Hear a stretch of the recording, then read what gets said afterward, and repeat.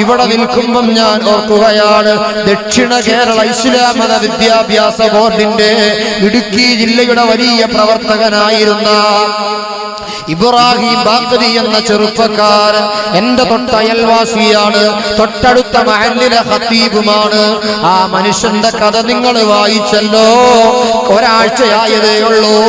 കഴിഞ്ഞയാഴ്ചയിൽ അയാൾ കോഴിക്കോട് വയനാട്ടില് തന്റെ മകള് പഠിക്കുന്ന സ്ഥാപനത്തിൽ പോയി. +1 പഠിക്കുന്ന 16-കാരിയായ മുഹസിന, ആ മുഹസിനെയും കൂട്ടി ഇബ്രാഹിം ബാഖരിയും ഭാര്യ സൽമ എന്ന സഹോദരിയും മകളെയും വിളിച്ചുകൊണ്ടതാ ആലുവയിൽ ട്രെയിൻ ഇറങ്ങി, അല്ല മൂവാറ്റുപുഴയിൽ ബസ് ഇറങ്ങി. അവിടെ നിന്ന് ബൈക്ക് എടുത്തു, ഇടുക്കിയിലേക്കുള്ള യാത്രയാ. സഹോദരങ്ങളെ ആലോചിച്ചു നോക്കണം. ബൈക്കിൽ യാത്ര ചെയ്ത് കുറെ മുന്നോട്ട് വന്നപ്പോ ഇബ്രാഹിം ബാഖരി അവിടെ പള്ളിയിലെ മുഅദ്ദിനക്ക് വിളിച്ചു പറഞ്ഞു, എടാ മുലിയാരെ, ഞാൻ എത്താൻ താമസിക്കും, സുബ്ഹി ശ്രദ്ധിച്ചോളണം, സുബ്ഹി ശ്രദ്ധിച്ചോളണം എന്ന് വിളിച്ചു പറഞ്ഞ ആ ചെറുപ്പക്കാരനായ യുവപണ്ഡിതൻ ഭാര്യയും മകളും ഒത്ത് ബൈക്കിൽ ഇങ്ങനെ മുന്നോട്ട് വന്നു.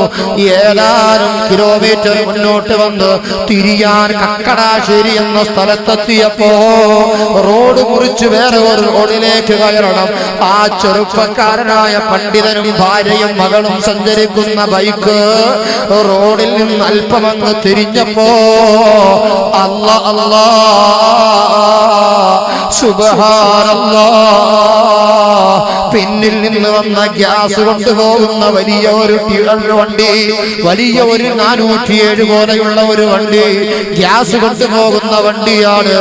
ആ വണ്ടി കൊണ്ടുവന്ന് ബൈക്കിനിടിച്ചു എന്ന് മാത്രമല്ല, ആ മനുഷ്യന്റെ കയ്യിലൂടെ കയറിയിറങ്ങി പാവപ്പെട്ട ഭാര്യ സൽമായുടെ ശരീരത്തുകൂടെ ആ ടയറുകൾ ഇങ്ങനെ ഉരച്ചുകൊണ്ട് 15 മീറ്ററോളം മുന്നോട്ട് കൊണ്ടുപോയി വാഹനം നിർത്തുമ്പോ പ്രിയപ്പെട്ട സഹോദര, നിങ്ങൾ അറിയുമോ, ഈമാനുള്ള ഉപ്പ, പ്രിയപ്പെട്ട ഉമ്മ, സ്പോട്ടിൽ തന്നെ മരിച്ചുപോയ സൽവ എന്ന് പറയുന്ന സഹോദരി, ആ സഹോദരിയുടെ മയ്യത്ത് കുടിപ്പിക്കാൻ നോക്കുമ്പോ അല്ലാ, കുടിപ്പിക്കാൻ മയ്യത്ത് പോലുമില്ല. വലിയ ഭാരമുള്ള വാഹനത്തിന്റെ ടയറിന്റെ അടിയിൽ ഇങ്ങനെ ചമ്മന്തി പോലെ അരഞ്ഞുപോയ നടുറോഡിലൂടെ ശരീരത്തിലെ മാംസങ്ങൾ മുഴുവനും അതാ ടാറിലിങ്ങനെ പറ്റിപ്പിടിച്ചിട്ട് ഫയർഫോഴ്സ് വന്ന റോഡ് കഴുകി വൃത്തിയാക്കിയിട്ടാണ് അവിടെ കടന്നിരുന്ന എല്ലിന്റെ കഷണങ്ങൾ പെറുക്കിക്കൊണ്ടുവന്ന് തൊടുപുഴയുടെ വണ്ണപ്പുറം എന്ന സ്ഥലത്ത് ഖബർസ്ഥാനിൽ മറമാടിയത്. ആ ഭാര്യയുടെ ജനാസ ഖബറിലേക്ക് വെക്കുമ്പോ ഭർത്താവായ ഇബ്രാഹിം ബാഖരി എറണാകുളം മെഡിക്കൽ ട്രസ്റ്റ് ഹോസ്പിറ്റലിൽ എന്റെ പ്രിയപ്പെട്ട ഭാര്യ, എന്റെ സൽമ, ഒരായുഷ്കാലം മുഴുവനും എന്നോടൊന്നിച്ചു ജീവിച്ച എന്റെ പ്രിയപ്പെട്ട സൽമ, ആ സൽമ എന്നിൽ നിന്ന് വിട പറഞ്ഞു, ദുനിയാവിൽ നിന്ന് വിട പറഞ്ഞു ഖബറിലേക്ക് പോകുമ്പോ എനിക്ക് അവസാനമായി കൊടുക്കാറുള്ളത് മിൻഹാ ഖലഖനാകും വഫീഹാ നുഈദുകും വമിൻഹാ നുഖ്രിജുകും താറത്തൻ ഉഖ്റാ. അതേ പ്രിയപ്പെട്ട ഭാര്യയുടെ ഖബറിന്റെ മീതേക്ക് ഒരു പിടി മണ്ണ് വാരിയിടാനാണ് ആശ വെക്കുന്നത്. പക്ഷേ ഭാര്യ മരിച്ചതറിയാതെ, ഭാര്യ ലോകത്ത് നിന്ന് വിട പറഞ്ഞതറിയാതെ, ഭാര്യയെ മറമാടിയതറിയാതെ അബോധാവസ്ഥയിൽ അതാ എറണാകുളം മെഡിക്കൽ ട്രസ്റ്റിൽ കിടക്കുന്ന ആ ഭർത്താവ് അതേ പിറ്റേ ദിവസമായപ്പോഴേക്ക് പ്രിയപ്പെട്ട മകള് മുഹസിനയും മരണപ്പെട്ടല്ലോ. ഉമ്മാക്ക് വെട്ടിയ ആ ഖബറിനോട് ചേർന്നുകൊണ്ട് മുഹസിന എന്ന 16-കാരിക്ക് ഖബറ് വെട്ടി ആ ഖബറിലേക്ക് മുഹസിനായുടെ ജനാസ കൊണ്ടുവന്ന് ഇറക്കി വെക്കുമ്പോ പിന്നിലതാ 2 മുഴം നീളമുള്ള ചെറിയ ഒരു മയ്യത്ത് പോലെ കഫൻ കൊണ്ട് പൊതിഞ്ഞ ഒരു സാധനം കൊണ്ടുവരുന്നു. ആളുകൾ ചോദിക്കുകയാണ്, എന്താണ് കൊണ്ടുവരുന്നത്? ഇവിടെ വേറെ ഖബറില്ലല്ലോ, മുഹസിനാക്ക് ഒരു ഖബർ മാത്രമേ ഉള്ളല്ലോ. അപ്പോഴാണ് പറയുന്നത്, വാഹനത്തിൽ നിന്ന് തെറിച്ചു വീണപ്പോ ഗ്യാസ് വണ്ടിയുടെ ടയറ് കയറിയിട്ട് അറ്റുപോയ ഇബ്രാഹിം ബാഗവയുടെ കൈ അതാ കഴുകി കഫൻ ചെയ്ത് കൊണ്ടുവരികയാ. മകളാകുന്ന മുഹസിനായുടെ ജനാസയോടൊന്നിച്ചു മറമാടാൻ വേണ്ടി സ്വന്തം പിതാവിന്റെ അറ്റുപോയ കൈ കൊണ്ടുവരുന്നു. ആ കൈ മറമാടുന്നു. ഖബറിൽ ആ പ്രിയപ്പെട്ട പൊന്നുമോൾക്ക് കൂട്ടിന് ഉപ്പാടെ കൈ മാത്രമാ. ഭാര്യ മരണപ്പെട്ടതറിയാതെ, പൊന്നുമോള് മരണപ്പെട്ടതറിയാതെ മെഡിക്കൽ ട്രസ്റ്റിൽ അബോധാവസ്ഥയിൽ കഴിയുന്ന ആ ബാധവി എന്ന പണ്ഡിത സഹോദര, ഈമാനുള്ള ഉപ്പ, പ്രിയപ്പെട്ട പെങ്ങളെ, ആലോചിച്ചു നോക്ക് നിങ്ങൾ, ചിന്തിച്ചു നോക്ക് നിങ്ങൾ. മരണസ്മരണ കൊണ്ടല്ലാതെ ഇനി നിങ്ങളുടെ കൽബ് മാറ്റാൻ മറ്റൊരു മറുമരുന്നില്ല. ആലോചിച്ചു നോക്ക് നിങ്ങൾ. ഇവിടെ ഞാൻ നിൽക്കുമ്പോ ഈ സദസ്സിലെ നിറസാന്നിധ്യമായിട്ടുണ്ടാവേണ്ടിയിരുന്ന, കഴിഞ്ഞ വർഷം ഞാൻ പലപ്പോഴും കണ്ടുപോയ നല്ല കാണാനും സിംബളനായ വെളുത്തു തൊടുത്ത ഈ പ്രദേശത്തിന്റെ ജീവനാടിയായിരുന്ന, എല്ലാ പ്രശ്നങ്ങൾക്കും നല്ല ആവേശത്തോടെ സംവദിച്ചിരുന്ന മൈരാഗപ്പള്ളി പ്രദേശത്തുകാരനായ, പാട്ടുപുരക്കുറ്റി പ്രദേശത്തുകാരനായ, ഈ നാട്ടുകാരനായ നമ്മുടെ പ്രിയപ്പെട്ട പൊന്നുമോൻ അബ്ദുസ്സലീം ഇന്ന് ഖബറിലല്ലേ. ആ സലീമിന്റെ ഒപ്പം യാത്ര ചെയ്ത സുഹൈല് എന്റെ ശബ്ദം ശ്രവിക്കുന്നുണ്ട് എന്ന് ഞാൻ മനസ്സിലാക്കുകയാണ്. അതേ സമയത്ത് ആ സുഹൈലിനോടൊന്നിച്ച് യാത്ര ചെയ്ത പ്രിയപ്പെട്ട പൊന്നുമോനായ അബ്ദുസ്സലീം, അവന്റെ ഉപ്പയും ഉമ്മയും സഹോദരിയും ഉണ്ടായിരുന്ന ആ വാഹനത്തിന്റെ അടിയിൽ തന്നെ പെട്ടുകൊണ്ട് നടുറോഡിലെ തലച്ചോറ് ചിതറി മരണപ്പെട്ടില്ലേ. സലീം ലോകത്തോട് വിട പറഞ്ഞില്ലേ. ആ സലീമിന്റെ ഓർമ്മ നമ്മുടെ ഖൽബുകളിൽ തികട്ടി വന്ന, ആ ഓർമ്മകൾ നമ്മുടെ ഖൽബുകളിൽ കടന്നു വന്ന, ആ ഓർമ്മകൾ നമ്മുടെ മനസ്സുകൾ ദിഗന്ധങ്ങളായി വന്ന, നമുക്ക് ഒന്ന് ചിന്തിച്ചുകൂടെ? ഞാനും നിങ്ങളും യാത്ര ചെയ്യുന്നവരല്ലേ. എപ്പോഴാണ് മരണമെന്നറിയോ? എപ്പോഴാണ് റൂഹ് പിരിയുന്നതെന്നറിയോ? എപ്പോഴാണ് കൈയിടറുന്നതെന്നറിയുമോ? കണ്ടില്ലേ നിങ്ങൾ? ഡോക്ടർമാർ നിർദ്ദേശിക്കുകയാണ്, അതാ പ്രഭാതത്തിൽ 2 കിലോമീറ്റർ ഓടണം, 4 കിലോമീറ്റർ ഓടണം. ഡോക്ടർമാർ നിർദ്ദേശം നൽകുകയാണ്. ആ നിർദ്ദേശമനുസരിച്ച് ഒരു 9 വയസ്സുകാരനും അവന്റെ വാപ്പയും കൂടെ അടിവാട് ടൗണിലൂടെ ഓടാനിറങ്ങിയതാണ്. അതാ മകൻ ഫാസ്റ്റായി മുന്നോട്ട് പോയി. പിന്നിലേക്ക് നോക്കുമ്പോ വാപ്പാനെ കാണാനില്ല. എന്റെ പിന്നാലെ ഓടി വന്ന വാപ്പയെ വിട്, എന്നെ കളിപ്പിക്കാൻ വേണ്ടി തമാശയ്ക്ക് മാറി നിൽക്കുകയായിരിക്കും. ആ പൊന്നുമോൻ ഓടി വന്നു നോക്കുമ്പോ അതാ ഒരു വെള്ളം ഇങ്ങനെ ചീറ്റുകയാ. ആ വാട്ടർ അതോറിറ്റിയുടെ പൈപ്പിൽ നിന്ന് വെള്ളം ചീറ്റുന്നത് പോലെ റോഡ് സൈഡിൽ നിന്ന് വെള്ളം ചീറ്റുന്നു. 9 വയസ്സുകാരൻ നോക്കിയപ്പോ ടിപ്പറിന്റെ അടിയിൽ തലയോട് ചേർന്ന് നിന്നുകൊണ്ട് വാപ്പാടെ കഴുത്തിൽ നിന്ന് ചീറ്റുന്ന രക്തം 9 വയസ്സുകാരന്റെ മേലിലേക്ക് ചുടുരക്തം ചിതറുമ്പോ അബോധാവസ്ഥയിൽ വീഴുകയാ. ഓടുന്നവരില്ലേ, നടക്കാനിറങ്ങുന്നവരില്ലേ, മാർക്കറ്റിൽ പോകുന്നവരില്ലേ, ആവശ്യങ്ങൾക്ക് പോകുന്നവരില്ലേ, എപ്പോഴാണ് പോകുന്നതെന്നറിയുമോ? എപ്പോഴാണ് മരിക്കുന്നതെന്നറിയുമോ? എത്ര ദിവസമാണ് ആയുസ്സെന്നറിയുമോ? അതാ നിങ്ങൾ ആലോചിച്ചു നോക്കണം. അബ്ദുസ്സലീമിന്റെ വർത്തമാനം പറഞ്ഞപ്പോ ഈ നാട്ടുകാർക്ക് മുഴുവനും 1000 കാര്യങ്ങളാണ് പറയാനുള്ളത്. ഈ നാടിന്റെ ആവേശമായിരുന്നല്ലോ ഉറൂസിന്, അതുപോലെ ആണ്ടുനേർച്ചയ്ക്കൊക്കെ എല്ലാത്തിനും മുൻപന്തിയിലുണ്ടായിരുന്ന ആ കൂട്ടുകാരൻ ഇന്ന് പോയതല്ലേ, ഖബറിലല്ലേ. റബ്ബേ, അവന്റെ ഖബർ സ്വർഗമാക്കണേ അല്ലാ. അതുപോലെയുള്ള ആകസ്മിക മരണങ്ങൾ, അതുപോലെയുള്ള വലിയ വലിയ മരണങ്ങൾ ഞങ്ങൾക്കും ഒരു പാഠമാക്കണേ അല്ലാ. നിങ്ങൾ കണ്ടോ സഹോദര, ഇതുപോലെ എത്ര മരണങ്ങളാണ്. വസാലി ബാബു പറയുകയാണ്, എടാ നീ ഒന്ന് ഓർത്തു നോക്കടാ, നിന്റെ റൂഹങ്ങ് വിരിഞ്ഞ, നിന്റെ കണ്ണങ്ങടഞ്ഞ, നിന്റെ കൈകളങ്ങ് കെട്ടിയ, നിന്റെ ആവേശങ്ങൾ തീർന്നു, നിന്റെ സർവ പ്രതിച്ഛായകളും തീർന്നു, നിന്റെ സർവ ഇമേജുകളും തീർന്നല്ലോ. അന്ന് ഞാൻ പാടിയില്ലേ, നിന്നെ വീട്ടിൽ വിളിക്കുന്ന നാമം മറയും, മക്കള് പോലും മയ്യിത്തെന്ന് മാറ്റി പറയും, ഉറ്റവരെല്ലാരും ചുറ്റും നിന്ന് കരയും, നിന്റെ റൂഹ് നിന്നിൽ നിന്നും പോയി അകലും. സുബ്ഹാനല്ലാഹ്, ആ ഒരവസ്ഥയുണ്ടല്ലോ. പടച്ചോനെ ഓർക്കാൻ കഴിയുന്നുണ്ടോ? കൂട്ടുകാരെല്ലാരും നിന്നെ ഖബറിൽ വെക്കും, കൂട്ടിനായി മുൻകർ നക്കീറവിടെ എത്തും. കൂട്ടുകാരെല്ലാരും നിന്നെ ഖബറിൽ വെക്കും, കൂട്ടിനായി മുൻകർ നക്കീർ അവിടെ എത്തും. അനങ്ങാൻ പറ്റാത്ത വിധം ഖബറെടുക്കും, അഴകേറും നിന്റെ മേനി പുഴുക്കൾ തിന്നും.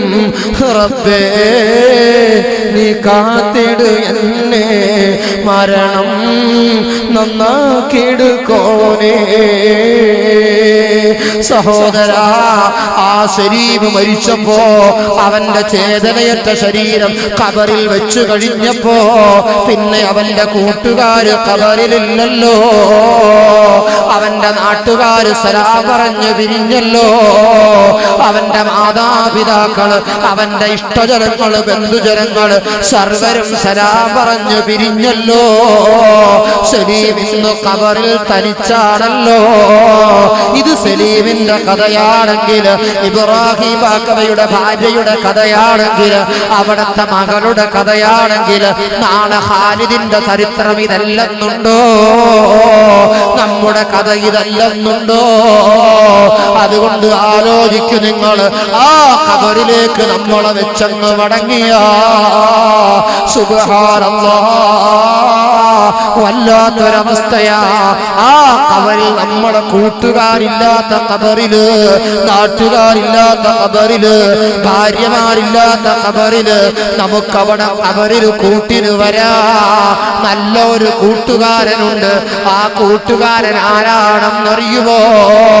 മഹാനായ സയ്യിദുനാ മുഹമ്മദുർ റസൂലുള്ളാഹ് സ്വല്ലല്ലാഹു അലൈഹി വസല്ലമ തങ്ങൾ ആ കൂട്ടുകാരനെ നമുക്ക് പരിചയപ്പെടുത്തി തന്നിട്ടുണ്ട്. ഇൻഷാ അല്ലാഹ് ആ കൂട്ടുകാരൻ ആരാണെന്ന് ഞാൻ പറയാം. അതിന്റെ മുമ്പ് ബറക്കത്തിന് വേണ്ടി ചെറിയ ഒരു സംഭവം ഓർമ്മപ്പെടുത്തുകയാണ്. മഹദിയായ ബീബി മാഷിത്ത, മഹദിയായ ബീബി മാഷിത്ത റളിയല്ലാഹു തആല അൻഹാ അല്ലാഹുവിന്റെ ദീനിനു വേണ്ടി ജീവിച്ചു, അല്ലാഹുവിന്റെ ദീനിനു വേണ്ടി ജീവിച്ചു. ഫിർഔനിന്റെ ആക്രമണങ്ങൾ മുഴുവനും സഹിച്ചു, അവന്റെ മുഴുവൻ എല്ലാ അദാബുകളും ഏറ്റുവാങ്ങി. മഹദിയായ മാഷിത്ത ബീബി അല്ലാഹുവിലുള്ള അചഞ്ചലമായ വിശ്വാസത്തിൽ ഉറച്ചു നിന്നതിന്റെ പേരിൽ അവസാനം കഠിനമായ ശിക്ഷയ്ക്ക് വിധേയയാക്കി. മഹദിയായ ബീബി മാഷിത്ത റളിയല്ലാഹു തആല അൻഹയോട് അതാ ഫിർഔൻ ചോദിക്കുകയാണ്, മാഷിത്ത, നിന്റെ വിശ്വാസത്തിൽ നിന്ന് നീ പിന്തിരിയണം, അല്ല ഞാനാണെന്ന് വിശ്വസിക്കണം, ഈ ലോകത്തിന്റെ സൃഷ്ടാവ് ഞാനാണെന്ന് വിശ്വസിക്കണം, നിന്റെ വിശ്വാസത്തിൽ നിന്ന് നീ പിന്തിരിയണം. മാഷിത്ത ബീവി പറഞ്ഞു, എടാ നീ സൃഷ്ടാവല്ലടാ, നിന്നെയും എന്നെയും ലോകര മുഴുവനും സൃഷ്ടിക്കുന്ന പരമോന്നതനായ പടച്ച പടച്ച റബ്ബ് ആ റബ്ബിന്റെ അടിമയാണടാ. മാഷിത്താ ബീവി പറയുമ്പോ അവസാനം മാഷിത്താ ബീവിയെ ശിക്ഷയ്ക്ക് വിധിക്കുകയാണ്. അതാ വലിയ തീയുണ്ടാക്കി, വലിയ അഗ്നിയുണ്ടാക്കി, അവിടെ അതാ വലിയ തീകുണ്ടാരത്തിന്റെ മേലെ വലിയ ചെമ്പ് കൊണ്ടുവന്ന് വെക്കുന്നു. ആ ചെമ്പിലേക്ക് എണ്ണയൊഴിക്കുന്നു. എന്റെ സഹോദരിമാര്, എന്റെ ഉമ്മമാര് പപ്പടം പൊരിക്കാൻ വേണ്ടി അതാ ചീഞ്ചട്ടി വെച്ചിട്ട്, അല്ലെങ്കിൽ നല്ല എണ്ണ ഒഴിക്കുന്ന പാത്രം വെച്ചിട്ട് അതിലേക്ക് അതാ എണ്ണ ഒഴിക്കുന്നു. ആ എണ്ണ ഇങ്ങനെ തിളച്ച് മറിയുമ്പോ അതാ പപ്പടത്തിന്റെ ചെറിയ സൈഡ് ഇങ്ങനെ പൊട്ടിച്ചിട്ട് പപ്പടത്തിന്റെ ആ പാത്രത്തിലേക്ക് ഇട്ടു നോക്കും. എണ്ണ ചൂടായോ എന്നറിയാനാണ്. ഇതുപോലെ ആളിക്കത്തുന്ന തീയുടെ മുന്നിലിരിക്കുന്ന വലിയ ചെമ്പ്, ആ ചെമ്പിന്റെ എണ്ണ അതാ ചൂടായോ എന്നറിയാ മാഷിത്താ ബീവിയോട് ഒട്ടി നിൽക്കുന്ന മാഷിത്താ ബീവിയുടെ ചെറിയ മകനെ ഇന്ന് പിടിക്കുന്നു. കൊണ്ടുവന്നിട്ട് അതാ ചെമ്പിന്റെ സൈഡിൽ കൊണ്ടുവന്ന് നിർത്തിയിട്ട് മാഷിത്താനോട് ചോദിക്കുന്നു, മാഷിത്താ, നിന്റെ ഈ മകനെ ഇതാ എണ്ണയിലിട്ട് വറുത്തെടുക്കാൻ പോവുകയാണ്. വിശ്വാസത്തിൽ നിന്ന് തിരിയുമോ മാഷിത്താ? തിരിഞ്ഞാൽ നിന്റെ കുഞ്ഞിനെ നിനക്ക് തരാ, ഇല്ലെങ്കിൽ ഈ എണ്ണയിലിട്ട് വറുത്തെടുക്കും മാഷിത്താ. മാഷിത്താ ബീവി പറയുകയാണ്, എടാ എനിക്ക് പ്രശ്നമില്ല, എനിക്ക് 2-3 മക്കളെ അള്ള തന്നിട്ടുള്ളൂ. 1000 മക്കളെ തന്ന അല്ലാഹുവിന്റെ ദീനിനു വേണ്ടി ആ മക്കളെ മുഴുവനും നിന്റെ കത്തിയിലിട്ട് കരിച്ചാലും എനിക്ക് പ്രശ്നമില്ലടാ. നോക്കി നിൽക്കുമ്പോഴാണ്, ഉമ്മ ഇങ്ങനെ നോക്കി നിൽക്കുമ്പോഴാണ് മകനെ പിടിച്ചുകൊണ്ടാ തിളച്ചു മറിയുന്ന എണ്ണയിലേക്ക് വലിച്ചെറിയുമ്പോ വപ്പടത്തിന്റെ ചെറിയ പീസ് കടന്ന് നല്ലതുപോലെ പൊരിയുന്നത് പോലെ മാഷിത്താ ബീവിയുടെ ആ ചെറിയ മകനതാ എണ്ണയിൽ കടന്ന് പൊരിയുന്നു. ഒരു കരിക്കട്ട പോലെ കരിഞ്ഞുണങ്ങുന്നു. മാഷിത്താ ബീവിയോട് ചോദിക്കുകയാണ്, ഓ മാഷിത്താ, അവശേഷിക്കുന്ന മക്കളുണ്ട്, ആ മക്കളെയും ഇതിലെറിയാൻ പോവുകയാണ്. വിശ്വാസത്തിൽ നിന്ന് തിരിയുമോ മാഷിത്താ? മഹദിയായ മാഷിത്താ ബീവി പറയുകയാണ്, എടാ എറിഞ്ഞോ, എനിക്ക് പ്രശ്നമില്ലടാ. അതാ 2ാമത്തെ മകനെ പിടിക്കുന്നു. മാഷിത്താ ബീവി നോക്കി നിൽക്കുമ്പോ ആ കത്തുന്ന അഗ്നിയിലേക്ക് അതാ വലിച്ചെറിയുന്നു. ആ മകനതാ കിടന്ന് തിളച്ചു മറിയുന്നു. തിളച്ചു മറിയുകയാണ്. ഈമാനുള്ള സഹോദരങ്ങളെ, മാഷിത്താ ബീവി നോക്കി നിൽക്കുകയാണ്. കണ്ടമിടറുന്നുണ്ട്. അതാ സലീം എന്ന പൊന്നുപോലെ വാപ്പ സഞ്ചരിച്ചിരുന്ന വാഹനത്തിലേക്ക് അവന്റെ ബൈക്ക് അടിയിലേക്ക് കയറി അവൻ പിടഞ്ഞ് മരിക്കുന്നത് കാണുമ്പോ ആ വാപ്പാന്റെ മനസ്സിന്റെ അവസ്ഥ എന്താണ്? എന്നാൽ ഇവിടെ കണ്ടോ, സ്വന്തം മക്കളെ അതാ പൊരിയുന്ന എണ്ണയിലേക്ക് ഇടുന്നു. വെന്ത് മരിക്കുന്നത് ഉമ്മ നോക്കിക്കാണുന്നു. 2 മക്കളും തീർന്നു. ഇനി ചെറിയ ഒരു മകനാ, ദാഹം അമ്മിഞ്ഞ പാലിന്റെ നിർമ്മണം മാറാത്ത ചെറിയ കുഞ്ഞുമോനാ. ആ കുഞ്ഞുമോനെ നെഞ്ചോട് ചേർത്ത് പിടിച്ചിരിക്കുകയാണ് മാഷിത്താ ബീബി റളിയല്ലാഹു തആല അൻഹാ. മാഷിത്താ ബീബി റളിയല്ലാഹു തആല അൻഹാ നെഞ്ചോട് ചേർത്ത് വെച്ചിരിക്കുകയാ. അപ്പോഴാണ് ഫിർഔനിന്റെ അഹ്ലുകാര് വിളിച്ചു പറയുന്നത്, മാഷിത്താ, നീയും നിന്റെ മകനുമാണ് ഇനി ചാടേണ്ടത്. വിശ്വാസത്തിൽ നിന്ന് പിന്തിരിയുമോ മാഷിത്താ? പിന്തിരിയുമോ മാഷിത്താ? അപ്പോഴാണ് ആഷിത ബീബി റളിയല്ലാഹു അൻഹ അടിവെച്ച് നിങ്ങൾ ആലോചിച്ചു നോക്കണം. അതാ മുല കുടിക്കുന്ന കുഞ്ഞുമോൻ കയ്യിലുണ്ട്. നടന്ന ചെമ്പിന്റെ ചാരത്ത് വന്നു.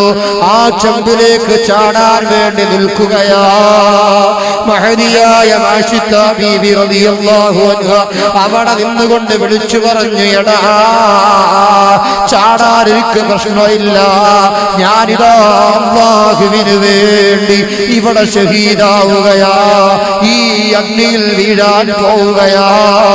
തിളച്ചു മറിയുന്ന എണ്ണയിലേക്ക് ചാടാൻ ഒരുങ്ങുന്നതിന്റെ മുമ്പ് തന്റെ കയ്യിലുന്നയിക്കുന്ന ചെറിയ കുട്ടി, ആ മുല കുടിക്കുന്ന പിഞ്ചുമോ ഉമ്മായുടെ മാർഗിടത്തോട് ചേർന്ന് നിൽക്കുന്ന കുട്ടി, ആ കുട്ടിയുടെ മുഖത്തേക്ക് മെല്ലയൊന്ന് നോക്കിയപ്പോ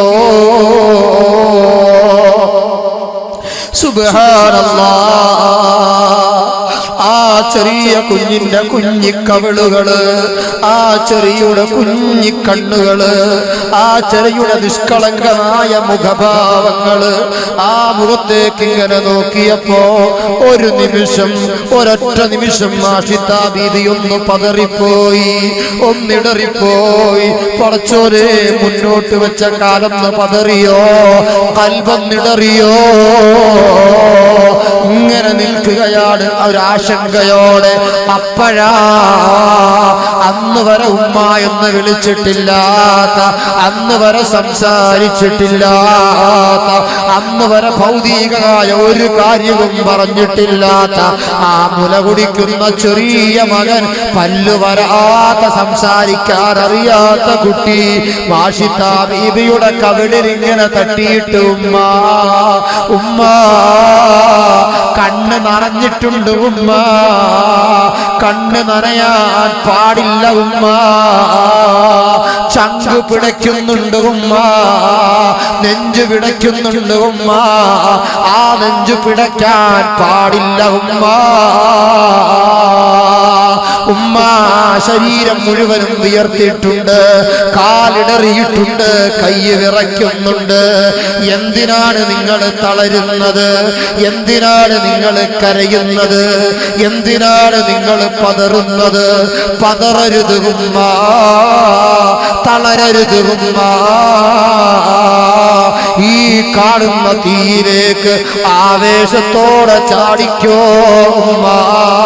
ഇത് ഈ ഫിർഔനിന്റെ സാധാരണ തീയ, നശ്വരമായ തീയ. ഈ തീയിലേക്ക് ചാടുമ്പോ ഉള്ള പൊള്ളല് ഒരു കുറഞ്ഞ സമയത്തേക്കുള്ള പൊള്ളലാണ് ഉമ്മ. ഈ പൊള്ളലിനെ പേടിച്ചിട്ടെങ്ങാനും നിങ്ങളെ കാലിടറിയ നാളെ എന്നുള്ള നരകത്തിന്റെ തീയിലേക്ക് ആപതിക്കേണ്ടി വരുമല്ലോ ഉമ്മ. അപ്പോഴാണ് മഹദിയായ ആഷിത ബീബി പറഞ്ഞത്, മോനെ, എന്റെ കാര്യത്തിൽ എനിക്ക് പേടിയില്ല. നിന്റെ ഈ നിഷ്കളങ്കമായ മുഖത്തേക്ക് നോക്കുമ്പോ ഒരു നിമിഷം ഞാൻ പതറിപ്പോയതാ.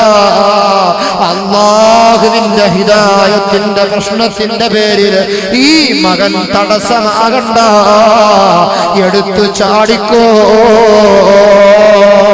അതാ മഹദിയായ ആഷിത ബീബി തന്റെ പൊന്നുമോനെയും നെഞ്ചോട് ചേർത്തുകൊണ്ട് ആ കാണുന്ന തിളച്ചു മറിയുന്ന അഗ്നിയിലേക്ക് അതാ എടുത്തു ചാടുന്നു, വെന്തു മരിക്കുന്നു, സ്വർഗത്തിലേക്ക് പറക്കുന്നു.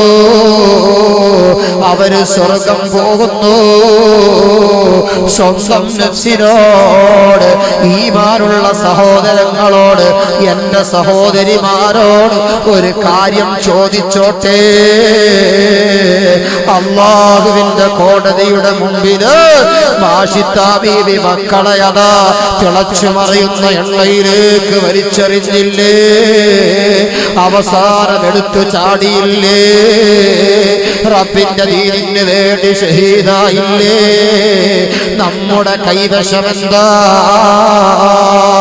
നമുക്ക് ആരോഗ്യം തന്ന അല്ലാഹു, എല്ലാ സൗഭാഗ്യങ്ങളും തന്ന അല്ലാഹു, ആ അല്ലാഹുവിന് പൂർണ്ണമായ ആരാധന കൊണ്ട് അർപ്പിതമായ ജീവിതം നയിച്ചു എന്ന് ആത്മാഭിമാനത്തോടെ പറയാൻ എനിക്കോ നിങ്ങൾക്കോ കഴിയില്ലെങ്കിൽ നമ്മുടെ കഥ എന്താ?